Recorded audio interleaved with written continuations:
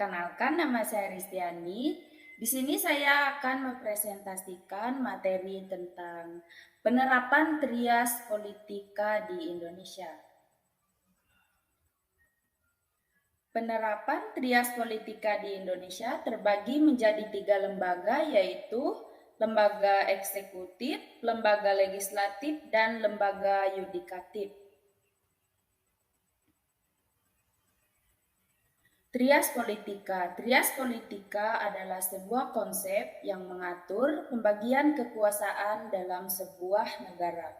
Pembagian atau pemisahan kekuasaan sering dikenal dengan istilah trias politika. Istilah ini berasal dari bahasa Yunani, yaitu tri yang berarti tiga, as yang berarti poros atau pusat, dan politika yang berarti kekuasaan.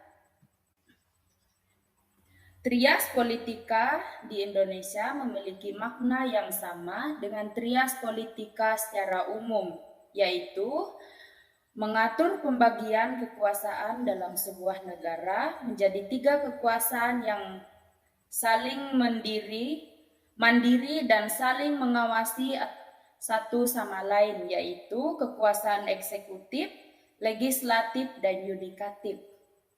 Yang pertama itu ada kekuasaan eksekutif. Kekuasaan eksekutif dipegang oleh presiden dan wakil presiden. Mereka bertanggung jawab untuk menjalankan pemerintahan dan kewajiban kebijakan negara. Presiden memimpin kabinet sebagai lembaga eksekutif tertinggi di negara ini dan bertanggung jawab untuk membuat kebijakan negara yang dilakukan oleh para menteri.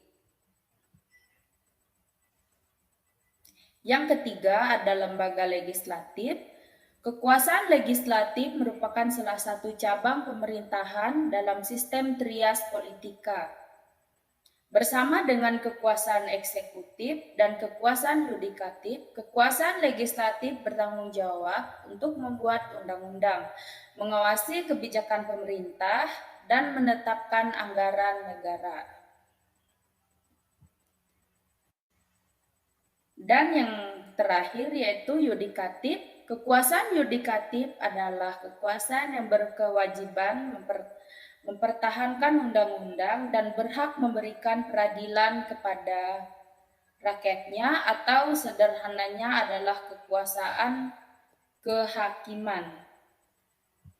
Dan adapun kesimpulan dari materi di sini yaitu sebagai negara demokrasi, Indonesia menerapkan prinsip trias politika yang meliputi kekuasaan legislatif, eksekutif, dan yudikatif. Kekuasaan legislatif diwakili oleh DPR yang bertugas membuat undang-undang. Kekuasaan eksekutif dipegang oleh presiden dan jajarannya, pemerintah yang bertanggung jawab dalam menjalankan kebijakan publik. Sementara itu, kekuasaan yudikatif diwakili oleh Mahkamah Agung yang sangat penting dalam menegakkan hukum dan keadilan di Indonesia. Demikian yang dapat saya sampaikan. Saya mengucapkan terima kasih atas perhatiannya. Bye-bye.